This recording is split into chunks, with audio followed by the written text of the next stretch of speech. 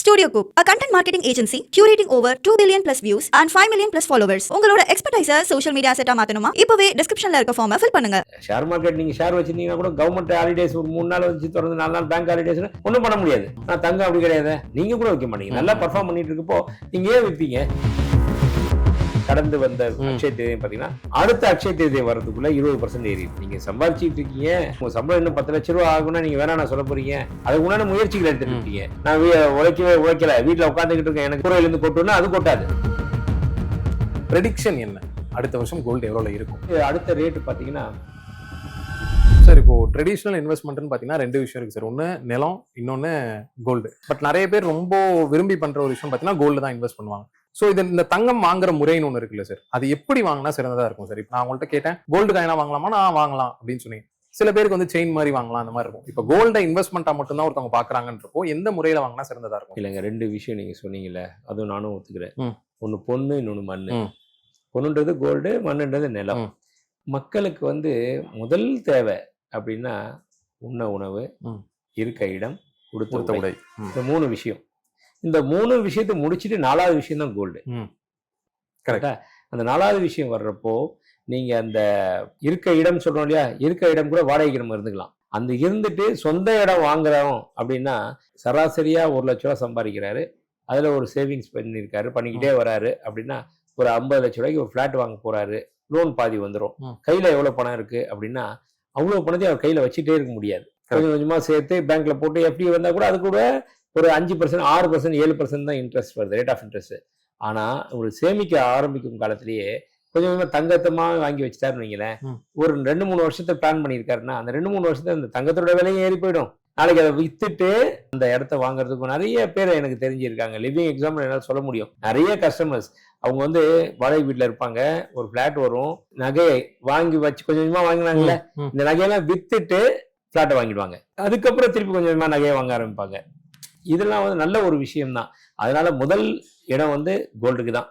அதை வச்சுட்டு அப்புறமேட்டு நீங்க லேண்டு கூட வாங்கிக்கலாம், லேண்டு வீடு அந்த மாதிரி வாங்கிக்கலாம். அப்படி அந்த கோல்டு வாங்குறப்ப என்ன மாதிரி வாங்கலாம் அப்படின்னா இதுக்கு அளவுகோலே கிடையாதுங்க. உங்களுடைய வருமானம் எவ்வளவு இருக்கு, அந்த வருமானத்துல எவ்வளவு பர்சன்டேஜ் வருது. இப்ப 100%, அதாவது 1 லட்ச ரூபாய் சம்பாதிக்கிறார் ஒருத்தர்னா இவருடைய செலவினங்கள் ரொம்ப சிம்பிளா அப்படி இப்படி பண்ணா கூட ஒரு 25,000 ரூபாய் செலவு போதும். அதுக்குள்ள நான் சுருக்கிக்கிட்டேன்.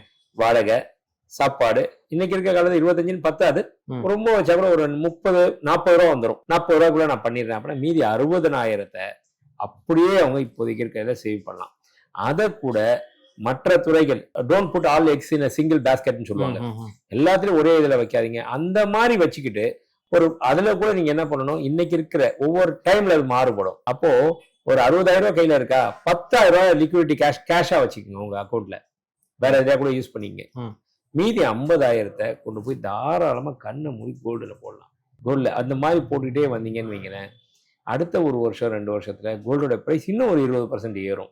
இன்னைக்கு பாருங்களேன், எவ்வளவு பேர், நிறைய பேர் வந்து அதோட அருமை முதல்ல தெரியல. கோல்டு பாண்டு அரசாங்கம் விட்டாங்க. 2,900 ரூபாய்ல ஆரம்பிச்ச இது அப்புறம் 3,000, 4,000, 5,000. இன்னைக்கு 5,000 ரூபாய்க்கு இன்வெஸ்ட் பண்ணவங்க எல்லாம் கூட இன்னைக்கு ஒரு கிராம் 15,000 ரூபாய். அப்போ 300 மடங்கு இல்ல, 200 மடங்கு எக்ஸ்ட்ரா பெனிஃபிட் கிடைச்சிருக்கு. அப்படி இதை விட வேற என்ன ஈல்டு வரப்போகுது அப்படின்றப்போ நமக்கு 2 பக்கத்துல. அதனால தாராளமா ஒண்ணு சிறு சேமிப்பு அந்த மாதிரி வாங்கலாம், இல்ல பிசிக்கல் கோல்டு வாங்கலாம், இல்ல ETF வாங்கலாம். ஆனா என்னைய பொறுத்த வரைக்கும் ETF-லாம் வந்து சொல்லலாமே தவிர எல்லாராலையும் அது பண்ண முடியுமா? சாமானிய மக்களால் ETF-னா தெரியுமா? அவன் போய் பேன் கார்டு கொண்டு அக்கௌண்ட் ஓபன் பண்ணி டிமேட் அக்கௌண்ட் பண்ணி பண்ணுவானா? முடியாது. அவங்களுக்கு எல்லாம் ஒரு வரப்பிரசாதம்ன்றது நகைக்கல்ல வந்து ஒரு சீட்டு மாசம் கட்டுற மாதிரி, இல்லையா காயின் வாங்குறது, அந்த மாதிரி வாங்கி வச்சுக்கலாம். ஒன்றும் பெருசு இல்லை. அது காயின்லாம் என்ன போக போகுது, மிஞ்சி போனா அதுக்குடைய GST 3% போகும், டை காஸ்ட் ஒரு 2% போகும், அவ்வளவுதான். இந்த 5% 2% நம்ம பார்த்துக்கிட்டே இருந்தோம்னா 50% ஏறி போச்சுன்னு வைங்களேன், இதாயிடும். அதனால இந்த மாதிரி காயினாவோ மற்ற பொருட்களாவோ 2-in-1 பர்பஸ் வேணும், செயினாவோ ஆரமோ எப்படி வேணா போடணும், அனுபவிக்கணும் அப்படின்னா அதுவும் அனுபவிச்சுக்க வேண்டியதுதான். அந்த அவசிய தேவை வரப்போ மற்றதெல்லாம் விட இன்னைக்கு இருக்கிற சுச்சுவேஷன் பார்த்தீங்கன்னா ரியல் எஸ்டேட்லாம் ரொம்ப படுத்து போயிட்டு இருக்கு. ஒரு இடத்த வாங்குறதை விட விற்கிறது ரொம்ப கஷ்டம். வாங்குறது எப்படி கஷ்டமோ அதை விட விற்கிறது ரொம்ப கஷ்டம். இன்னைக்கெல்லாம் ஹாட் கேக் மாதிரி வச்சிருக்க ஒரு லேண்டு, பில்டிங் எதுவுமே மூவ் ஆக மாட்டேங்குது. அப்படி மூவ் ஆகுனா ஒரு 1 கோடி ரூபாய் 50 லட்ச ரூபாய் மதிப்பு இருக்கிற இடம் கூட டக்குன்னு விற்க முடிய மாட்டேங்குது. ஆனா தங்கம் 50 லட்சம் இல்லை, 1 கோடி ரூபாய் மதிப்புள்ள தங்கம் நீங்க வச்சிருந்தீங்கன்னா கூட அடுத்த 1 ஹவர்ல நீங்க வித்துட்டு பணமாக்கலாம். எந்த வித பிரச்சனையுமே கிடையாது. அதே இது வேற எதுக்குமே அதை ஈக்குவலே பண்ணி பார்க்க முடியாது. ஷேர் மார்க்கெட் நீங்க ஷேர் வச்சிருந்தீங்கன்னா கூட கவர்மெண்ட் ஹாலிடேஸ் ஒரு 3 நாள் வச்சு தொடர்ந்து 4 நாள் பேங்க் ஹாலிடேஸ்னு ஒன்றும் பண்ண முடியாது. ஆனா தங்கம் அப்படி கிடையாது. எப்ப வேணா நீங்க வித்துட்டு டக்குன்னு இம்மீடியட்டா அதை உங்க அவசர தேவைக்கு பண்ணலாம். அது ஒரே ஒரு காரணத்தினால்தான் தங்கம் இன்னையும் உச்சாணி கொம்புக்கு நின்றுட்டு இருக்கு. சார், இப்போ நீங்க தங்கம் விற்கிறதுன்னு சொன்னீங்கல்ல, இது நான் என்னோட ரியல் லைஃப் எக்ஸ்பீரியன்ஸ் சொல்றேன். இப்போ தங்கம் விலை ஏறிச்சுன்னு 2 வருஷமா டிவில நாங்க பாத்துக்கிட்டே இருக்கோம், ஏறுதுன்னு. வீட்டுல சொல்றேன், அதான் தங்கம் இருக்குல்ல, வித்துட்டு கொஞ்சம் காசா மாத்தி கையில வச்சு, இல்ல விற்க மாட்டோம், இல்ல அது வீட்டுல இருக்க லட்சுமி, அதெல்லாம் அப்படி பண்ணக்கூடாது அப்படின்றாங்க. ஸோ எமோஷனலி இது கூட கனெக்ட் ஆயிட்டு ஒரு ப்ராஃபிட் ரியலைஸ் பண்றாங்களா அப்படின்னு கேட்டா ரியலைஸ் பண்றது கிடையாது. இதை நீங்க எப்படி பாக்குறீங்க? நான் அதான் சொல்றேன், அவசர தேவைன்னு ஒண்ணு நல்லா புரிஞ்சுங்க. யாருமே விற்க மாட்டாங்க, நீங்க கூட விற்க மாட்டீங்க. நல்லா பெர்ஃபார்ம் பண்ணிட்டு இருக்கப்போ நீங்க ஏன் விற்பீங்க? உங்களால சமாளிக்க முடியாத அளவுக்கு நெருக்கடி, பண நெருக்கடி வந்துச்சு அப்படின்னு சொன்னாதான் அதுல கை வைப்பீங்க. நீங்க தேவையான அளவுக்கு உங்களால சம்பாதிக்க முடியுது, அதுல இருக்கு அப்படின்னா அதுவும் இதுவும் நல்லா பெர்ஃபார்ம் பண்ணிருக்கு. எக்ஸாம்பிள் உங்க மதர்னு வைங்களேன், மதர் வந்து கிட்டத்தட்ட 2000 3000 ரூபாய்க்கு கிராம் வாங்கியிருப்பாங்க. இன்னைக்கு 15000 ரூபாய் 14000 ரூபாய் போகுது. அவங்க எப்படி விற்பாங்க? வித்துட்டு என்ன பண்ணுவாங்க? இன்னைக்கு 14000 ரூபாய் போயிருக்கு, சரி அந்த பணத்தை வித்துட்டு என்ன பண்ணுவாங்க? சும்மா கொண்டு போய் பேங்க்ல போட்டு வைக்கிறவாங்களா? இதை போய் பேங்க்ல போட்டு வச்சா கூட 7% தான் கிடைக்குது இன்ட்ரெஸ்ட். அதை சும்மா அப்படியே வச்சிருந்தாலே வருஷத்துக்கு 15-20% எக்ஸ்ட்ரா வந்துருது இல்ல, மினிமம். நான் சொல்றேன் மினிமம். அவ்வளவு ஏன் அவங்களுக்கு ஏற்கனவே அதை ருசி கண்டுட்டாங்க. இன்னொன்னு அதுல பெனிஃபிட் பார்த்துட்டாங்க கையும் கண்ணுல. இன்னொன்னு அது லட்சுமி, அந்த கோல்டு வந்து நீங்க சொல்ற மாதிரி தங்கன்றது ஒரு வீட்டுல இருக்க மங்களகரம். அது ஒன்னோட ஒண்ணு இருக்கிறப்ப இன்னும் சேருன்ற ஒரு ஐதீகம். அதனாலதான் அதை வந்து பாண்டிங், எமோஷனல் பாண்டிங் இருக்கிறதுனால அதை பாக்குறாங்க. மற்றபடி அவசரம் வந்தா கண்டிப்பா தங்கத்தை யூஸ் பண்ணலாம், இல்லைன்னா அது பாட்டு செவனேன்னு இருக்கலாம். இன்னைக்கு அதனாலதானுங்க இன்னைக்கு வந்து வேர்ல்டுலயே ஒட்டு மொத்த உலகத்துல இருக்கிற தங்கம் அப்படின்னு பாத்தீங்கன்னா 2 லட்சம் டன் இருக்கு.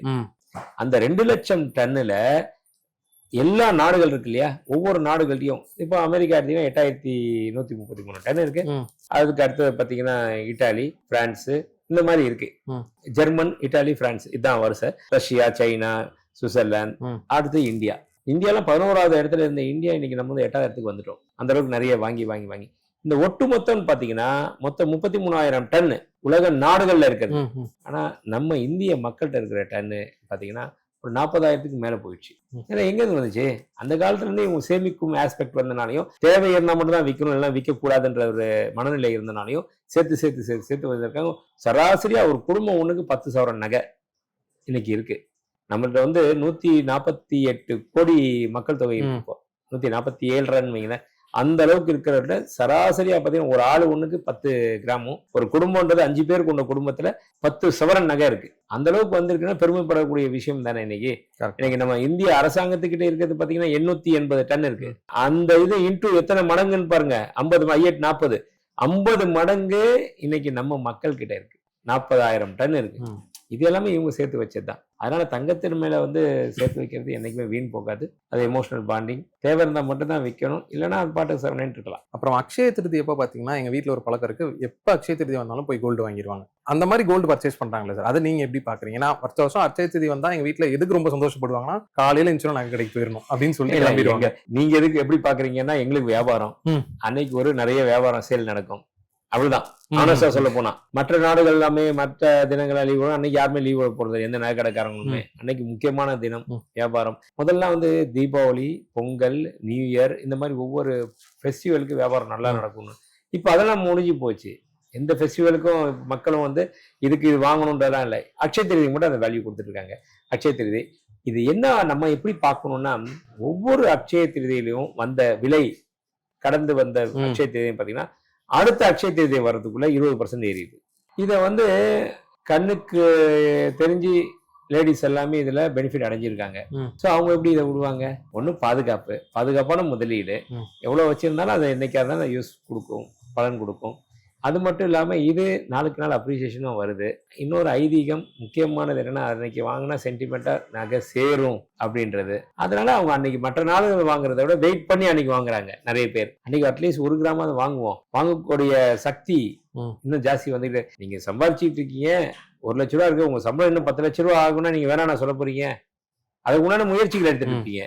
அது மாதிரி இது வந்து அதோட கம்பேர் பண்ணா இதுக்கு என்ன முயற்சி இல்லை, ஜஸ்ட் ஒரு சென்டிமெண்ட் பார்ப்போம், நம்ம அதுக்காக உழைச்சிக்கணும். ம். நம்ம போயிட்டு ஒரு வாட்டி இன்னைக்கு அக்ஷய திருதி மட்டும் வாங்கிட்டு நான் உழைக்கல வீட்டுல உட்காந்துக்கிட்டு இருக்கேன் எனக்கு கூரையிலிருந்து கொட்டுன்னா அது கொட்டாது. நம்மளோட உழைப்பு அது பக்கம் போயிட்டு இருக்கணும். அதனுடைய வருமானத்தை நம்ம சேமிக்கணும். இப்படி வரப்போ திருப்பி நல்ல விஷயம் தானங்க. நல்ல விஷயத்தை செய்யறப்போ அது திருப்பி செய்யக்கூடிய விஷயங்கள் வருது, அது பலன் பெருகும்னா அது தப்பு கிடையாதுல்ல. உங்களோட ப்ரெடிக்ஷன் என்ன? அடுத்த வருஷம் கோல்டு எவ்வளவு இருக்கும் நம்பரோட வேணும்? இன்னைக்கு வந்து அடுத்த ரேட்டு பாத்தீங்கன்னா பிக்சிங் இன்னும் ஒரு 24 மாதங்கள் அப்படின்றப்போ இன்னைக்கு இருக்கிற என்ன ரேட்டோ அதோட டபுள். இன்னைக்கு ஒரு 14,000 ரூபாய் அப்படின்னா 25,000 ரூபாய் மினிமம் 25,000 ரூபான்றது ஒரு கிராம். அப்போ 25 இருந்து 28,000 ரூபாய், அது மினிமம் 25,000 ரூபாய். அப்படின்றப்ப ஒரு சவரன் 2 லட்சம் ரூபாய். இது 24 மாசங்கள்ல. இதை எடுத்த ஒட்டுமொத்த கணிப்புல இது வந்து தனிப்பட்ட மனிதன் ஒருத்தருடைய இது கிடையாது. அமெரிக்க வங்கி நிதி நிறுவனங்கள் இருக்கிறவருக்கு இல்லையா, கோல்ட்மேன் சாக்ஸ், இந்த மாதிரி வங்கிகள் எல்லாமே எடுத்து பார்த்துட்டு அவங்க என்ன சொல்றாங்க, கணக்குல இந்த மாதிரி இந்த அளவுக்கு போகும். ஜேபி மார்கன் இவங்க எல்லாமே அதான் சொல்றாங்க. அப்படின்றப்போ இந்த $4,300 இருக்கிறது $8,000 வரக்கூடிய வாய்ப்பு இருக்கு ஒரு ட்ராய் அவுன்ஸ். அந்த கணக்கெல்லாம் கூட்டி கழிச்சு பார்த்தோம்னா 25,000 ரூபாய் மினிமம் 24 மாசத்துல வந்து சேரும் அப்படின்றது ஒரு. ஓகே சார், ரொம்ப நன்றி சார். நன்றி.